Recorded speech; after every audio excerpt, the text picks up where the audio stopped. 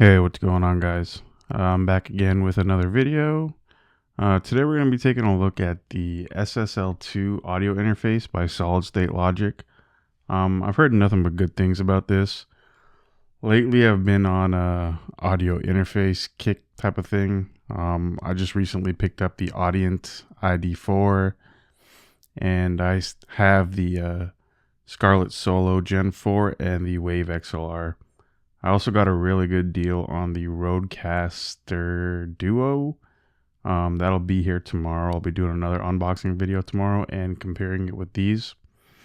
So in this video, I'm going to do an unboxing and I'm going to compare the audio to the Audient and the Focusrite. When I do the audio comparisons, those are going to be all just raw audio. No processing, no nothing, just raise the gain up a bit.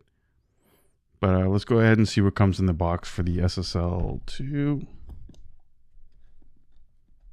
Got this on sale actually. It was a really good price. It was on sale on Amazon for $149. So I picked this up.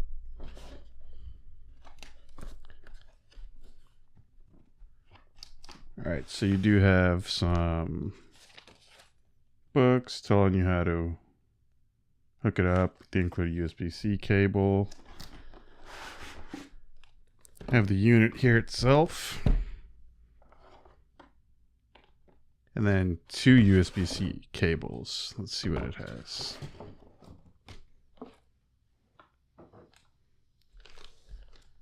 So it does come with a USB-A to USB-C and then a USB-C to C cable.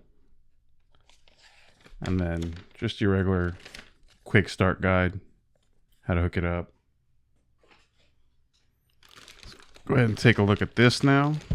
It's got some weight to it. And this is quite a bit bigger than the Focusrite and the Audient. But that does look really nice. I am currently recording this on the Shure SM7B going into the Audient ID4. I heard that the preamp on this is more than enough. It's 62 dBs and the SM7B only requires about 60. On the Audient ID4, I do have that gain set to 100 on that. So it is all the way up. But let's take a look at it. You got two XLR ports in the back. Well, combo jacks. You can use either XLR or quarter inch. You have two 1/4 inch outputs for monitors. Then you have a 1/4 inch headphone jack in the back, Kensington lock, and your USB-C port. One thing I don't like about this is the phantom power switches. What I was seeing online, there is no light to confirm that phantom power is on the front, so that's one thing I don't like about this. So you have your gain knobs. You do have two audio meters here, one for each channel. The 4K switch. And then your monitor mix. You can change from input, which would be your mic, to USB.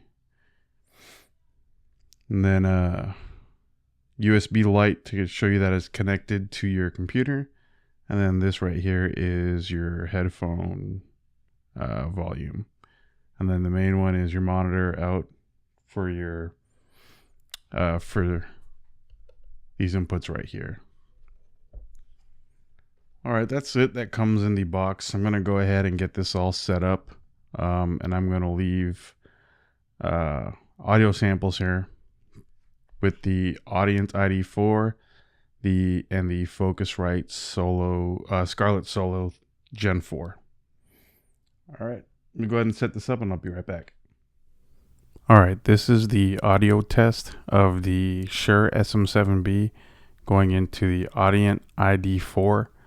I do have the gain set to 100 right here, and this is how the Shure SM7B sounds going through the Audient ID4. I'll be quiet here for a second so you can listen to the noise.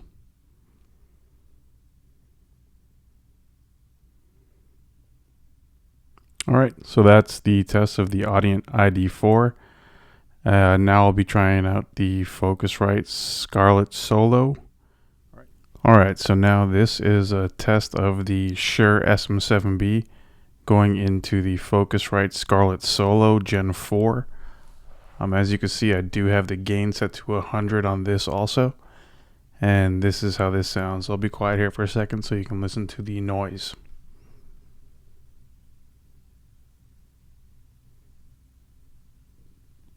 Alright, that was the Shure SM7B going into the Focusrite Scarlett Solo Gen 4. Now I'll be trying out the SSL2. Alright, now this is a test of the SSL2 audio interface with the Shure SM7B. And I currently have the gain set, there's 10 notches on this. I have it set at 9, and I'm getting more than enough gain on this for the Shure SM7B. I'm going to go ahead and be a little quiet here so you can hear the noise.